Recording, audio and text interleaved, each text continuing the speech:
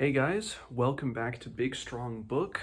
I am Reed, and today I'm going to be discussing Philip K. Dick's novel, Do Androids Dream of Electric Sheep?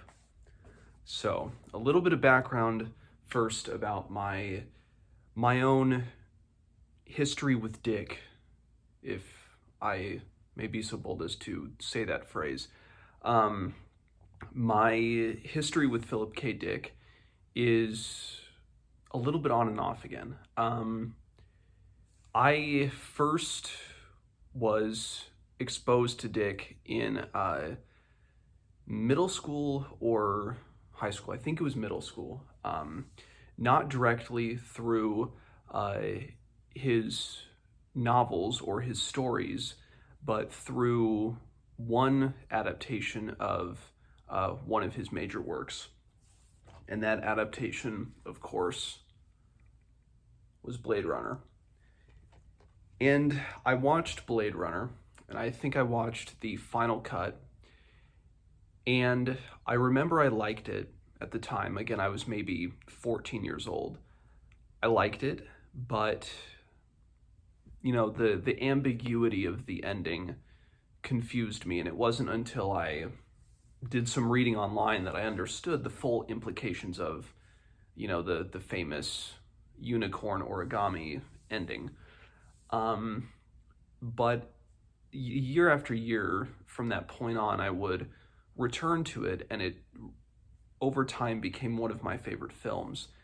And I knew that it was based off of a book by Philip K. Dick, but I didn't know, I didn't have any familiarity with the source material. I didn't have any familiarity with any other of Dick's work. And then this was probably in 2016, for a class in high school, it was a literature and film class. And so we had to read a book that we had never read before that was then adapted into a movie that we had never seen before. The goal of the project being to read the book, to then roughly storyboard what a film adaptation would look like, and then once we had completed that, then we would watch the film adaptation that was actually made of the movie, and then compare both what we thought would be important to have in a movie and for how the movie should look versus what was actually made.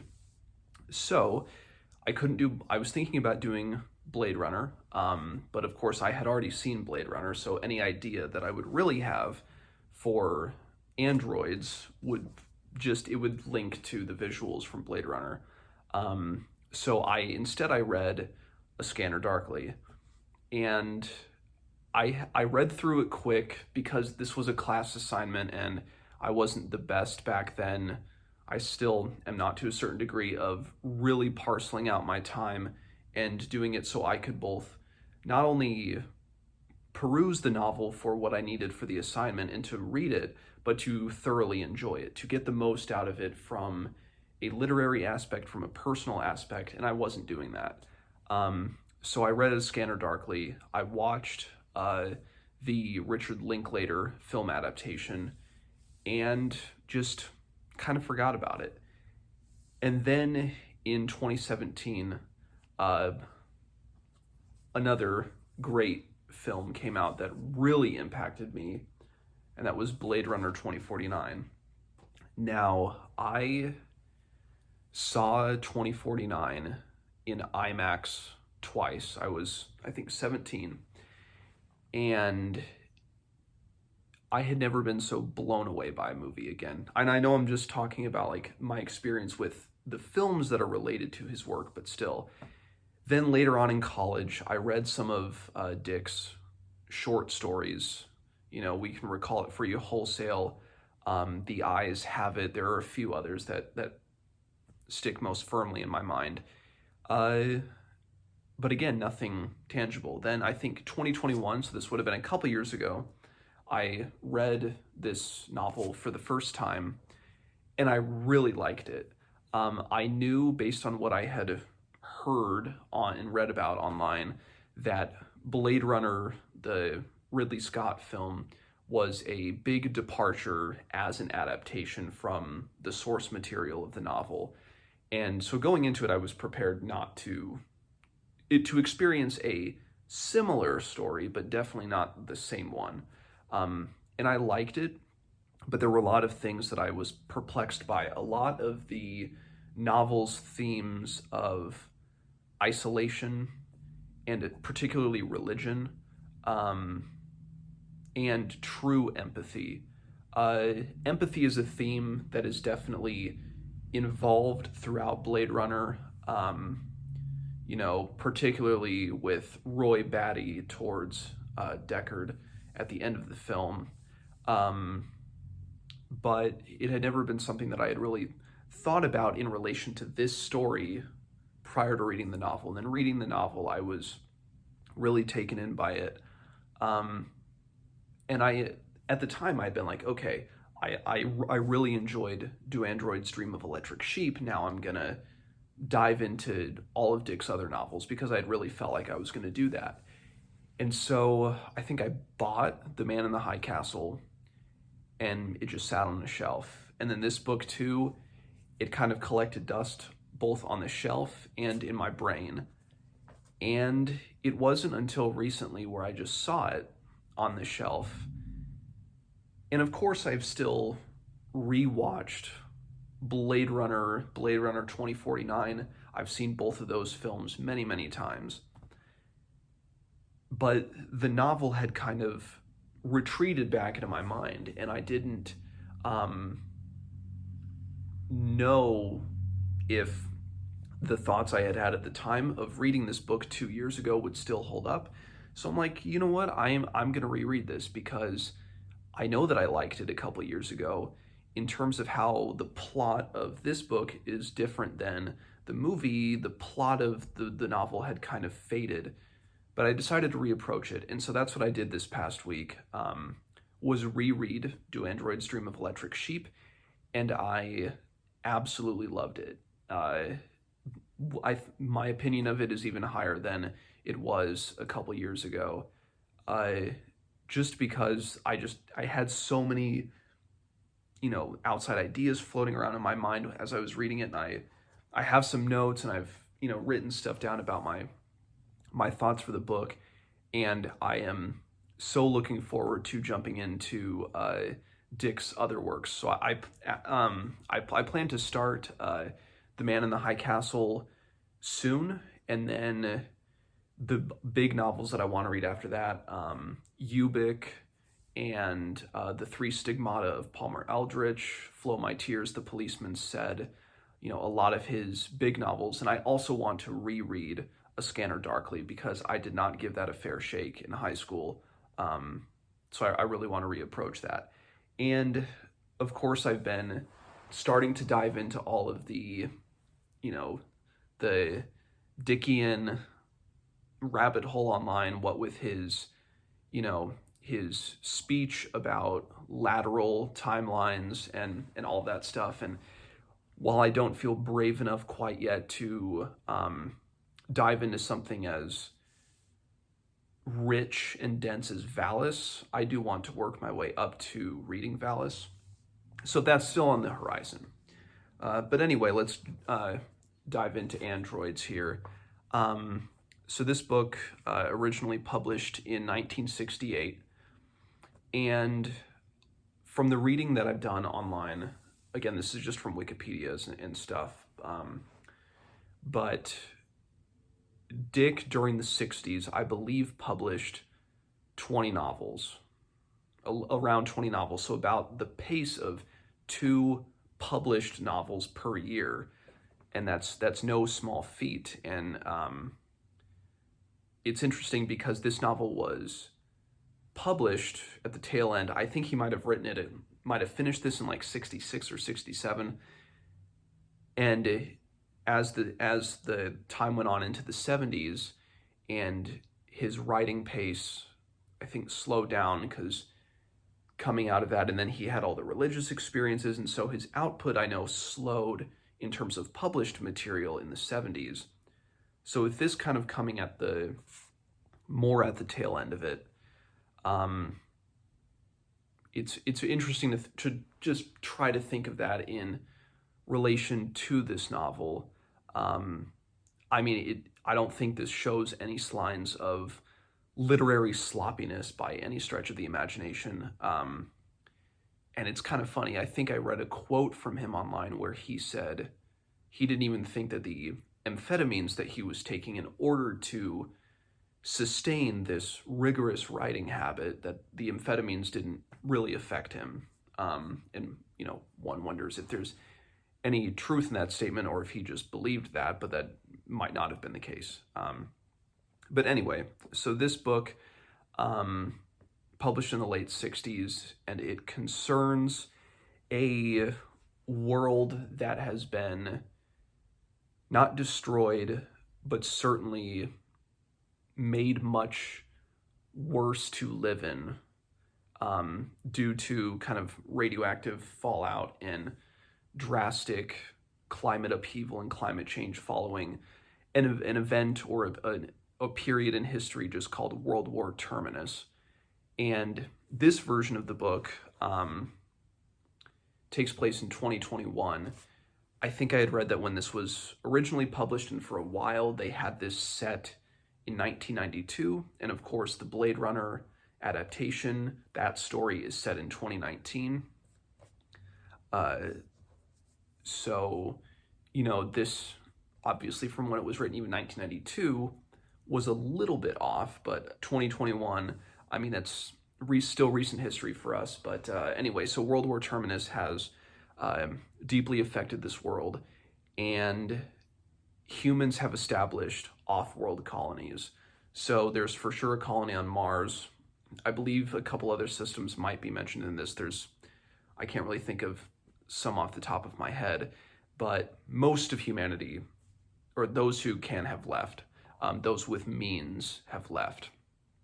And to sustain these colonies, the Rosen Corporation has produced these androids, and it mentions here the Nexus class.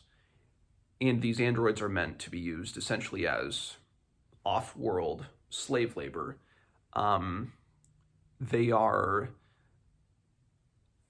and I might be misrepresenting this, but they are illegal on Earth. That's for sure a detail in the movie. I might be melding the plots of movie and book within this review, so forgive me for that. But androids have become more dangerous to humans, especially humans on Earth, because it's very hard to distinguish an android, or Andy as they call them, from a human. And so there are these tests that are developed. The main one, at least used in this book, the main one is the Voight-Kampff test. It's used to determine whether or not a subject of this test is android or human. And basically this test, it cycles through these questions that are meant to elicit some sort of an emotional response. So a blush, dilation of the pupils, anything like that, or and part of it is an empathy test. Because they say that androids cannot feel empathy. And there's a little bit of irony within that, which I'll get into in a little bit here. But this novel opens up with a bounty hunter named Rick Deckard. And he's living in San Francisco with his wife, Iran. And he is a bounty hunter, and he works in contact with the San Francisco Police Department. And essentially he gets a call in that another bounty hunter, Holden, has been on the case to track 8 Andys that have returned to Earth from Mars. And they are obviously on Earth illegally. And the goal of these bounty hunters is to retire or to kill these androids. So he looks at the files, or they're called poop sheets, on the androids, and Holden was able to retire 2 of the 8 escaped androids, but was severely injured by the third, an android named Polikoff, or going by Polikoff. So Rick Deckard, with his boss, or his handler, Bryant, he's set on the case of these 6 androids, and that's kind of how this kicks off. So Deckard himself, he is a very depressed, or at least a very vulnerable character emotionally. He's in a very bad place. Him and his wife, you get that sense immediately within the novel. And one of 2 interesting, more futuristic devices that are used within this alternative world of 2021 is there is I think it is the Penfield mood organ. Let me just flip open here. Yes, yeah, the Penfield mood organ. So this allows a mood to be channeled within a person's mind. And so they mention, oh, you can dial 888. And if you dial 888, that gives you the emotion, the desire to just aimlessly watch TV. Or you could dial an emotion that makes you feel depressed. There's all sorts of emotions that you could dial for, and that's one of the first things that's very fascinating, and it's right off in the very first chapter is Rick and Iran having this argument about the mood organ, and with Iran, like, should she set the organ to make her feel depressed all day, or what Rick ends up dialing here. I'm on page 7 of this edition. He dials 594, which is pleased acknowledgement of husband's superior wisdom in all matters. And then immediately after this opening section, we get a hint of something that is so very important to the human characters in this novel, which is the caretaking of animals. Now, because of the fallout, the climate shifts of this world, most animals are extinct. And so there has been a swell of electric animal development. So Rick and his wife, they own an electric sheep, and they kind of keep it on the roof of their building. And their neighbor has a real colt, a horse, because it doesn't matter domestic pets, more wild pets. It's a very interesting and very intense desire, especially by Deckard, to one day, because him and his wife used to have a real sheep, but it's the desire to have something that's real. It's almost as if, because they can't, or they rely on a mood organ to channel their emotions and to fix their moods at any certain moment, they need something that's truly alive, something that is outside of the artificial nature of their world, because everything is artificial. Their emotions, to a certain extent, are artificial. Their ability to feel empathy is really channeled through a device called an empathy box, which is also linked to the religion of Mercerism. And there's so many things where they are essentially almost told how to think, what to do, how to feel, and everything around them is artificial, everything except for the potential of having a live animal. So these, as a result, these live animals, because so many animals are extinct, they're extremely expensive, as one would imagine. So anyway, it's one of Rick's desires. That's one of his motivating factors within this, because of the money that he will get from retiring these androids, he'll have, in his wildest dreams and hopes, enough money to buy an animal. And for him, it doesn't really matter. I think he floats around between potentially buying an ostrich, buying an owl, buying all manners of animals. It doesn't matter as long as it's something that is real. And so, yeah, because I had written down here that it's one of my observations was that humans must use artificial means to have emotion, or any emotion other than pure aggression, which we'll get to later on.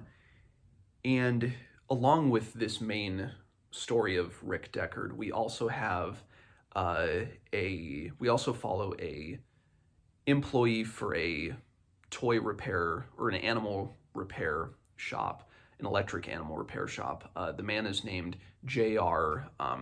Isidore. And Isidore lives alone in an apartment building that is, it's a huge apartment building, potentially hundreds, if not thousands even, of apartments where, again, he's the only tenant. And when we open his side of the narrative, we understand that he is what other humans refer to as a chicken head, meaning that he, due to radioactive interference, poisoning, whatever it might be, that he is has a lower IQ, or on paper lower intelligence than most humans. And that comes into play a little bit. For example, he goes out on a job to, what he thinks is to pick up an electric animal and to take it back and repair it. So while he's in his car, he has the animal, and he's trying to find the on switch, and he's like probing within the animal. He doesn't realize, might be a result of that low IQ, that it's actually a real animal. The person that called thought that he was like a veterinarian. And, his bosses chastise him for all of that. But then all of a sudden, when he's talking to that customer on the phone, he assumes this authority and confidence within himself. And throughout the whole course of the novel, while he too is reliant on, going into an empathy box and channeling that empathy and that emotion, I viewed Isidore as one of the most natural human characters, even though he is viewed by the outside world as being a chicken head, of lower intelligence, not optimal, not allowed to even travel off world. He is the most emotionally capable. That's truly my view, because I think Deckard is absolved of emotions. His wife is, she's truly dependent on the mood organ. Rachel Rosen, which I'll get into the Rosens in a little bit here. Certainly the androids, they feel like they might have emotion, but then, or a certain degree of empathy and controlled emotion, but then they descend into kind of baseless mutilation. And I think Isidore is, I'm not sure what Dick's commentary is by having Isidore as a central figure, but it's certainly interesting to view Isidore, a lower intelligent being, perhaps the most intelligent, or the most, the most human of all the characters in the novel. So one of the things that Deckard does as he's trying to track down these replicants is he wants to make sure that the Voight-Kampff test will work on androids, and so he travels to the Rosen Corporation in Seattle, and there's a great deal of like tension, and it's almost like the Rosen Corporation is trying to blackmail him in order to make him think that the Voight-Kampff test will not work on Nexus 6s, that's the current model. but then he's able to figure out that what they're trying to do is kind of a sham, that the Voight-Kampff test does work on a Nexus 6, because Rachel, one of the representatives that Deckard meets with, is presented to him as a human, but she's actually an android. And it's something that we see her process that knowledge, which she didn't know before that she was an android, but she accepts it pretty well, and she's an extremely cold-hearted individual. And I can't help but think to the movie where, I mean, Rachel is definitely reserved and maybe more emotionally closed off in the film, but she's almost like the heart and soul of that movie too, along with Roy Batty. So I just find that interesting to think about. So another thing that I should talk about here is Mercerism. So there's the device that I've mentioned called the empathy box, and when somebody kind of holds on to and their minds link up with this empathy box, they view a man, Mercer, kind of ascending a hill, and unseen figures, I think they're unseen, throwing rocks at him, and you might get hit with a rock as well, kind of a digital rock, but you are supposed to feel empathy with Mercer, and that's one of the guiding tenets of Mercerism, as well as it isn't as like Christian as thou shalt not kill, but is you shall only kill the killers, I believe, is one of the big mantras in Mercerism.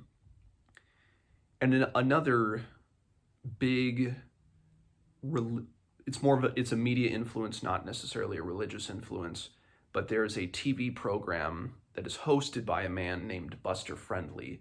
Buster Friendly, his show is kind of rambling. It seems to be on all the time. He constantly has the same guest stars.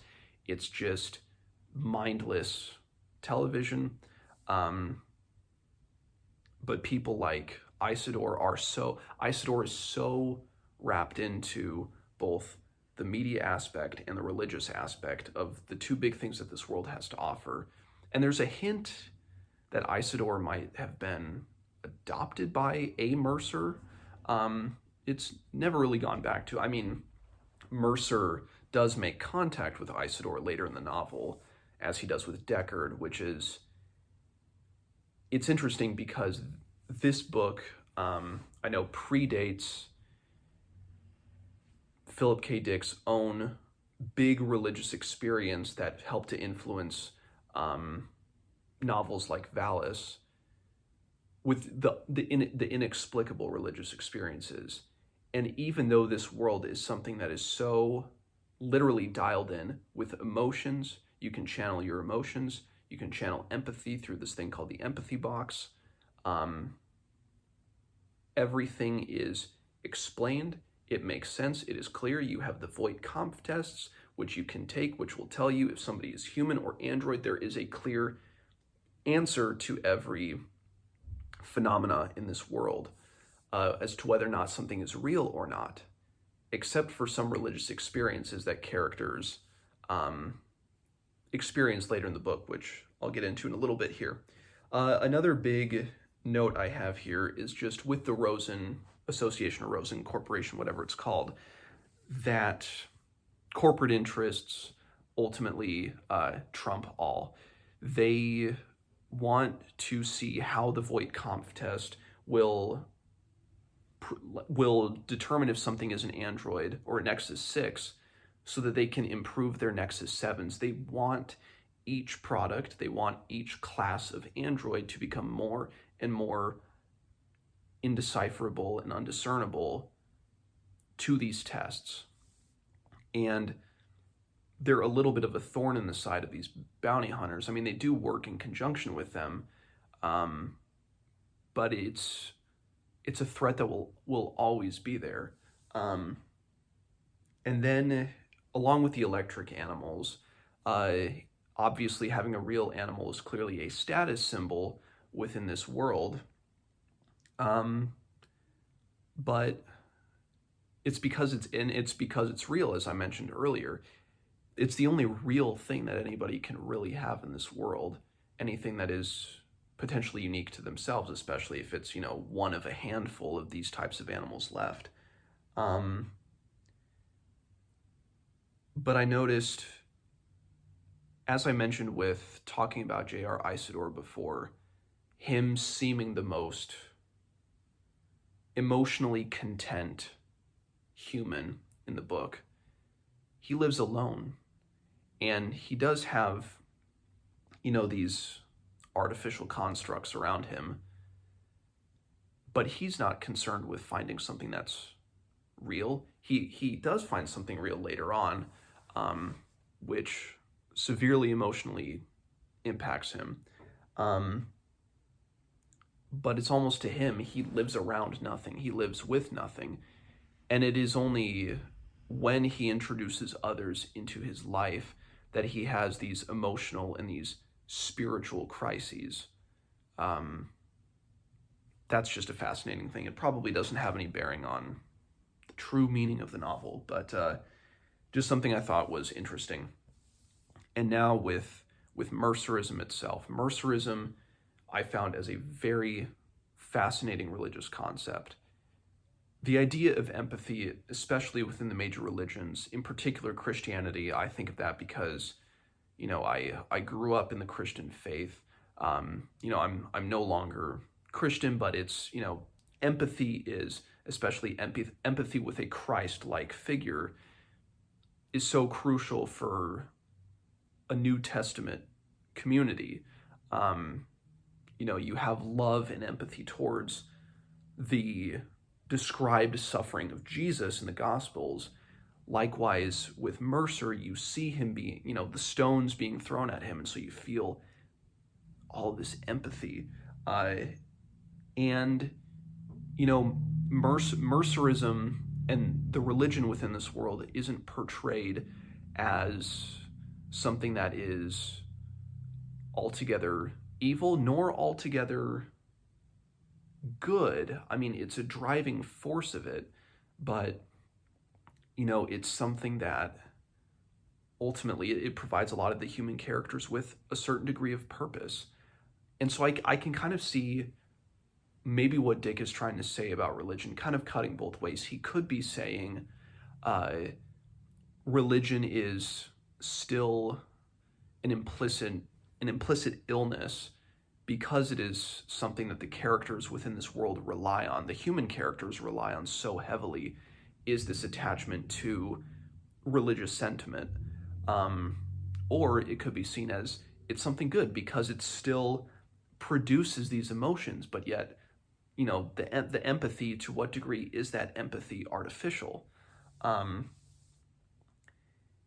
later on, so I'll get more into the plot of the book, but as the course of the novel goes on, one of the androids, Pris Staten, she kind of takes up residence within J.R. Isidore's building, and he begins to, try to communicate with her, and eventually she brings in the baddies, two other androids, and all the meanwhile, Rick Deckard is hunting down more androids. I keep wanting to call them replicants. It's hard not to.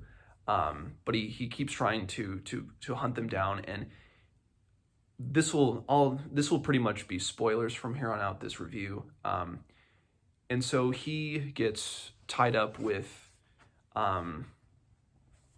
while he's tracking down the androids, he gets tied up with almost like a strange conspiracy that he doesn't understand. He's not able to get into contact with his own department in the police force. A police officer picks him up, has no record of who Deckard is, takes him to a completely separate headquarters building where Deckard is kind of subjected to people being like, who are you? Well, are you an android yourself? And he meets this fellow bounty hunter, Phil Resch, and one of the guys there, his name is Garland. He's one of the androids that that Deckard is after.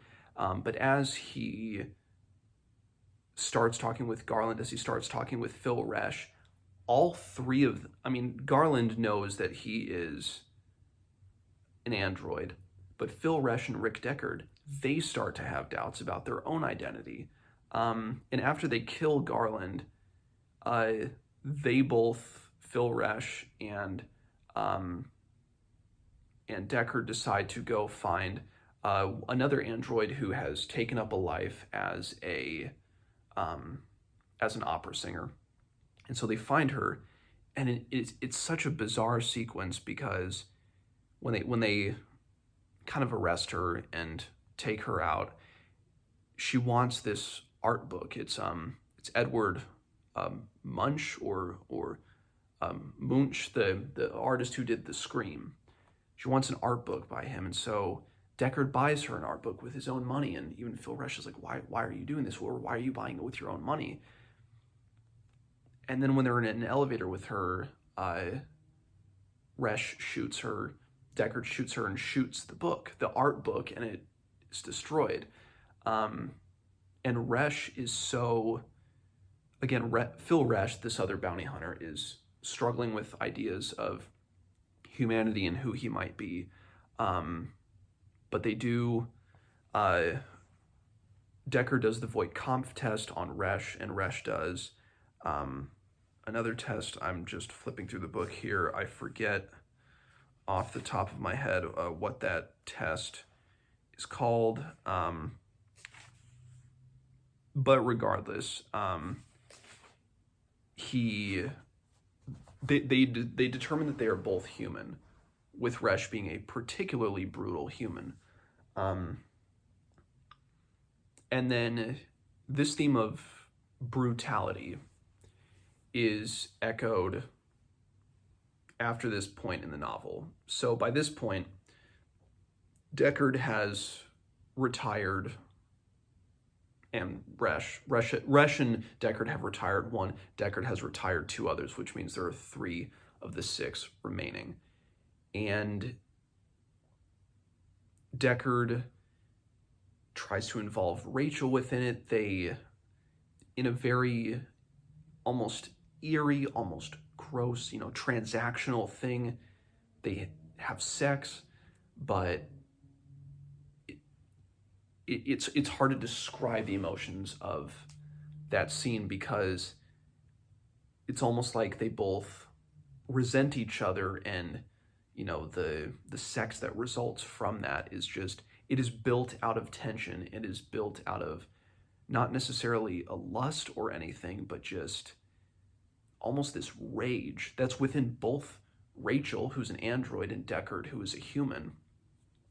It definitely makes me look at the love scene of the movie differently, because that movie portrays the emotions of the love scene as very disturbing and almost quasi-assault. And you almost get that vibe from here in the book too, so it may not have been a miscue to have that in the movie because it's a similar scene in the book. But again, it's very odd and transactional, and even Deckard he's wondering about having empathy. He's starting to doubt what he is doing because it's almost as if he feels empathy for these androids. They have ambitions of their own. One of them wanted to be an opera, was pursuing a career in opera, and he killed her or retired her. Interesting that they use that euphemism, that it's retiring, it isn't killing, as if to make themselves feel better about it. But then with Rachel, he's feeling like lust towards her. Is it love towards Rachel? But she's an android, but if they ran off together, as Rachel points out to him, she'll be dead in 2 years anyway. That's part of the reasons why they're not worried about humans and androids running off together, is because androids have a 4-year, 5-year long lifespan. And again, there's ambitions shared with kind of the leader of the android group, Batty, where I believe it was something to do with uh, pharmacy ambitions.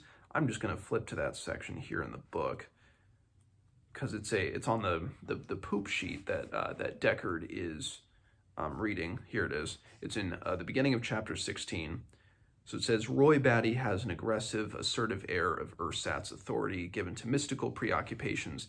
This android proposed the group escape attempt, underwriting it ideologically with a pretentious fiction as to the sacredness of so-called android life. In addition, this android stole and experimented with various mind-fusing drugs, claiming that it hoped to promote in androids a group experience similar to that of Mercerism, which it pointed out remains unavailable to androids. So I think there is, I may have been wrong, I misremembered Batty's ambitions, but certainly with the drugs that he hoped to get to elicit a religious, because these androids, they want to experience, I guess, that religious attachment that humans have with Mercerism. That's what I think I meant by pharmacy, by obtaining the drugs, but that was just misfiring of my own mind.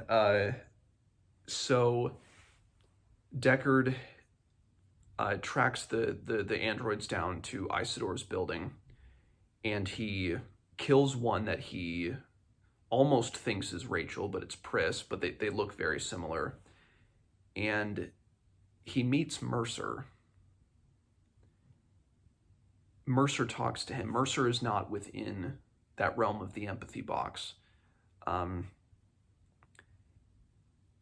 again, Deckard isn't sure what to make of it. He's haunted by everything. He's haunted by this empathy that he's feeling, and now he is seeing Mercer personified in front of him.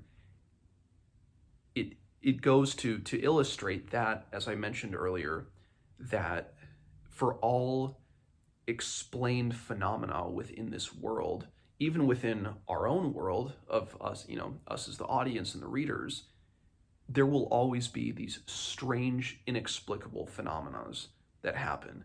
Could they be tied to religion, spirituality, a force from a different dimension, from another world? Who knows? We just can't explain it because it is so outside the realm of what we view as possible. And Isidore kind of has this experience with Mercer as well, where Mercer talks to him within the empathy box. And prior to Deckard showing up, Isidore finds a spider, and he's so excited by it because it could be the last spider on Earth, it could be the last of its kind, and he brings it up to show the androids because, again, he feels like he is making friends with them, that he is building this social connection that he has never had, certainly with no other human. But maybe a part of his mind is like with maybe these androids, it could be different. And they are viewing the Buster Friendly show, and Buster Friendly tells them Mercerism is a fraud. Look, if we zoom into into the image of Mercer, we'll see the brush strokes on like a matte painting in the background.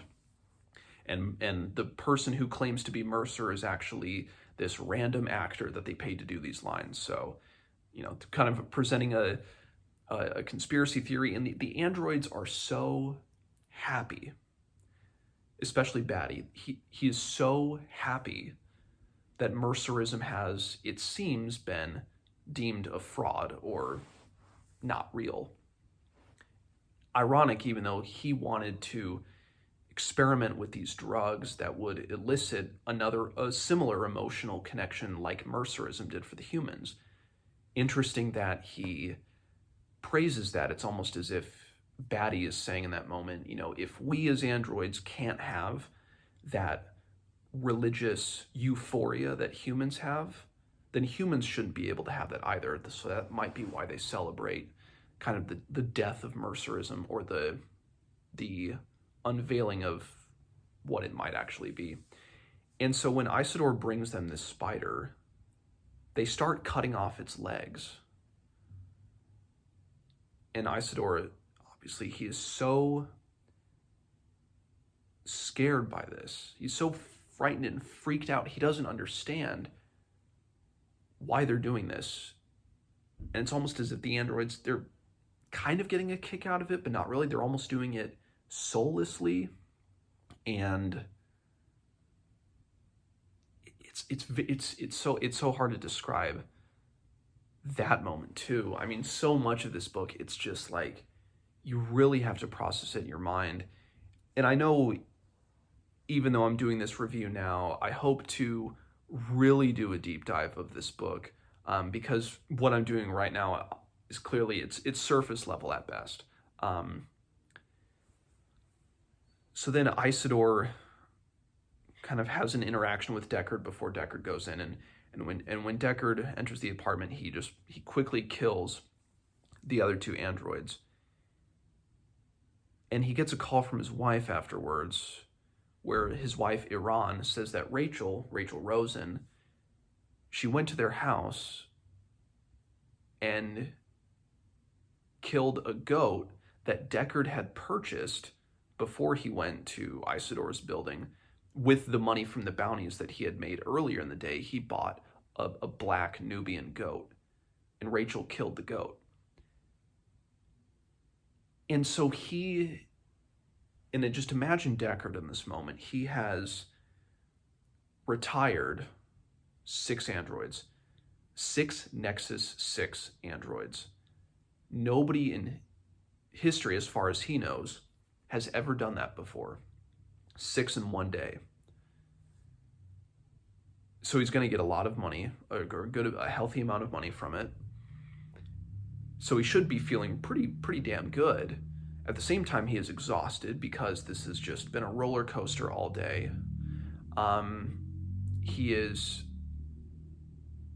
in the throes of this emotional confusion of this empathy, these emotions that he feels towards this android, just everything that's going on, the morality of killing these androids. And then the one thing that he had that was real within his life, his goat, is dead. His goat is dead.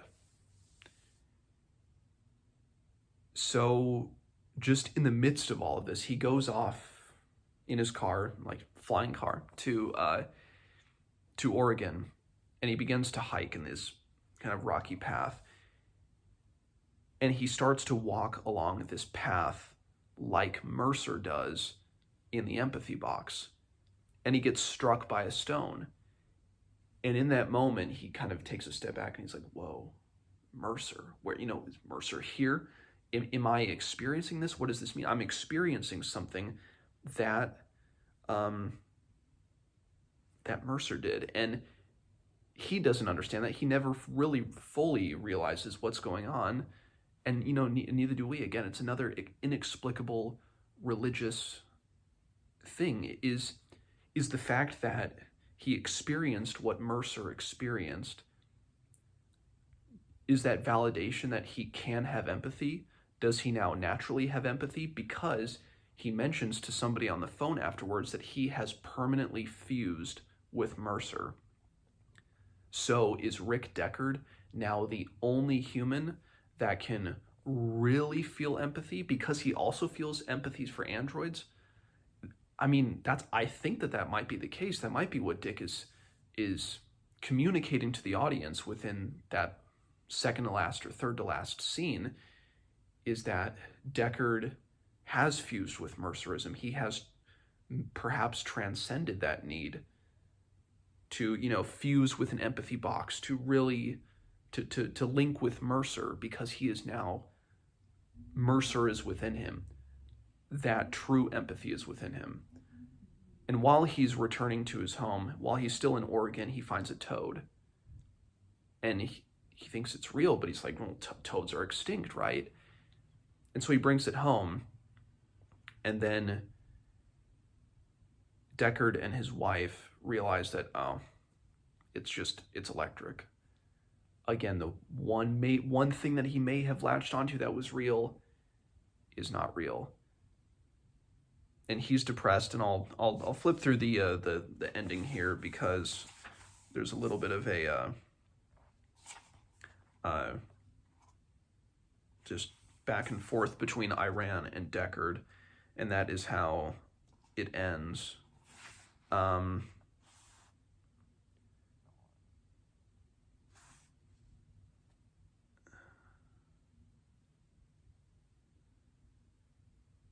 so this is a little bit back and forth between Deckard and his wife.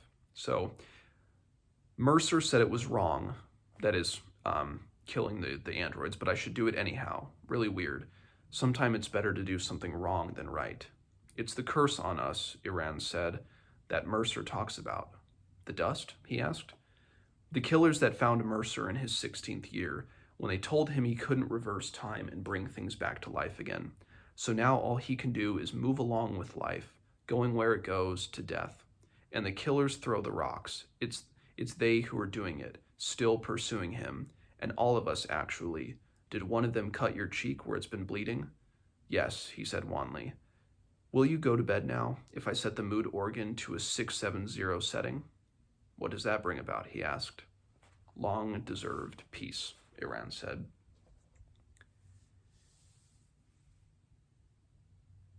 And one thing that just came to my mind now, which might relate to Deckard's fusing with Mercer, is the idea of, not killing the killers, but him feeling empathy towards the androids, what Deckard views as the killers, is kind of, similar to an adage that has been linked to Christianity of, of loving your enemy. And Deckard does, in a way. He loves that which is not of his own race, his own species, something that is so different, and he feels empathy towards it. But then all he can do at the end is just set the mood organ, long-deserved peace, because he can't naturally feel that peace.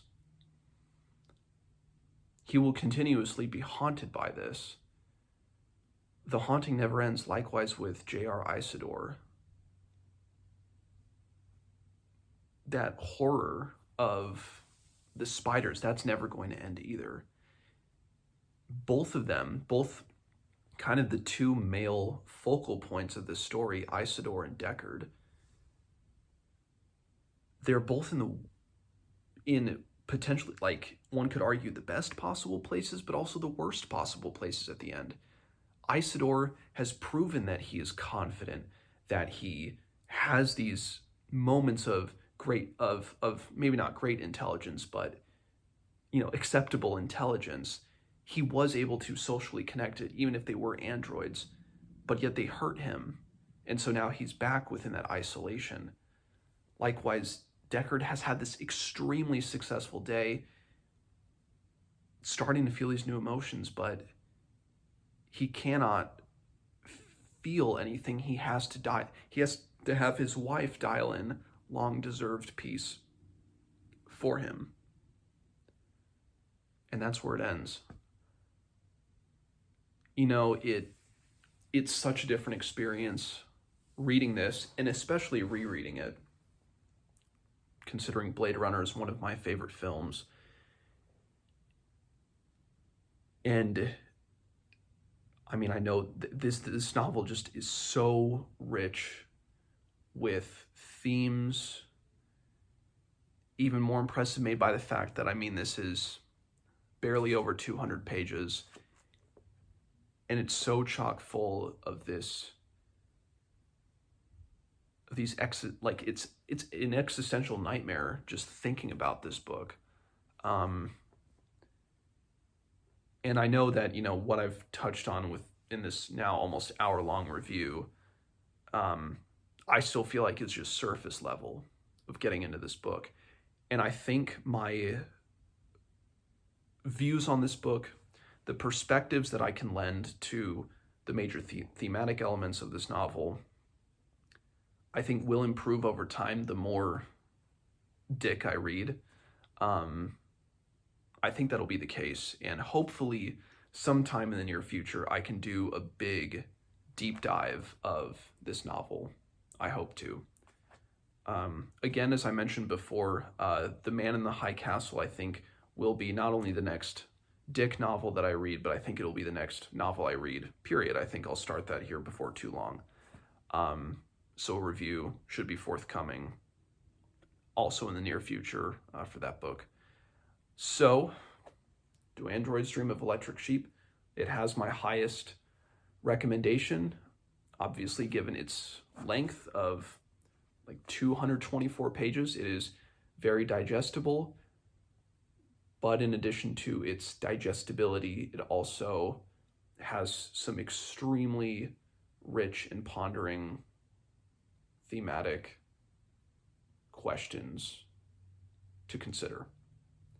So if you have read Do Androids Dream of Electric Sheep and you liked it, you hated it, you're maybe in the middle about it, let me know what you think in the comments below. Leave a like, subscribe to the channel. A little support goes a long way. And I will see you guys sometime in the near future for the next novel review. See you then.